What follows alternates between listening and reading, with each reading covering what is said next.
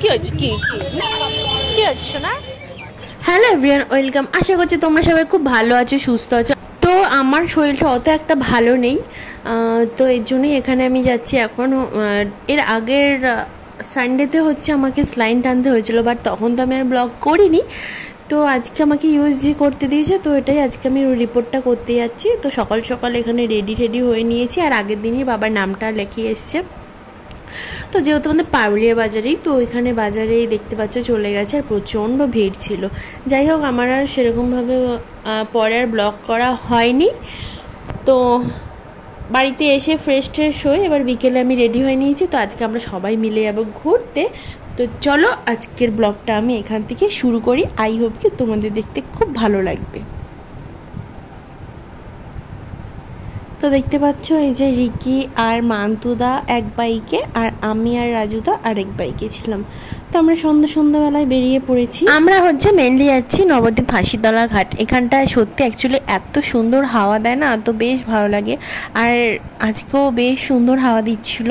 তো ওরা ওখানে বসলো, আমি আর রাজুদা গেলাম হচ্ছে আমরা একটু চপ আনতে। এই চপের দোকানটা কিন্তু পেঁয়াজি করে, খুবই টেস্টি। মানে তোমরা যারা ফাঁসিতলার ঘাটে সুভাষদা চায়ের দোকান চেনো, এই যে এটা হচ্ছে সুভাষদা চায়ের দোকান। দেখতে পাচ্ছ আজকে নর্মালি একটু খুব একটা ভিড় ছিল না, বাট অন্য দিন প্রচণ্ড ভিড় থাকে। আর তার অপোজিটেই হচ্ছে একটা চপ মুড়ির দোকান আছে।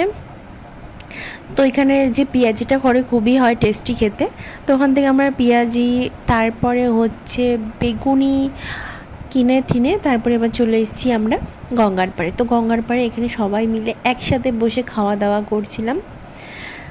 তো খাওয়া দাওয়া করার পর এবার একটু ভিডিও করে নিচ্ছি। আর এখানে এত সুন্দর হাওয়া দিচ্ছিল না যে কি বলবো, মনে হচ্ছে যে এখানেই সারা রাত থেকে যাই, এত সুন্দর হাওয়া দিচ্ছিল। যাই হোক, এবার ওখানে আমরা প্রায় 1 ঘন্টার মতন টাইম কাটিয়ে এরপর আমরা বাড়ির দিকে আসছি।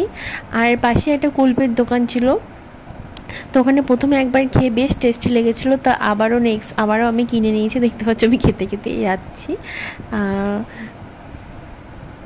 তো সেদিন এত গরম পড়েছে, মুখ চুখ দেখতে পাচ্ছ আমার ঘেমে পুরো একসা হয়ে গেছি। তো এবারে আমার একটু পোড়ামাতলা একটু কিছু কাজ ছিল, তো এখানে আমার একটু কাজটা কমপ্লিট করে আর আমার একটা বেল্টও কেনার ছিল। তো এই কাকুর দোকানে আমি প্রায় অনেকক্ষণ ওয়েট করেছিলাম, দেন একটা বেল্ট কিনে বলো কি হচ্ছে কি না কামাই না এর এই কি হচ্ছে শোনা না এই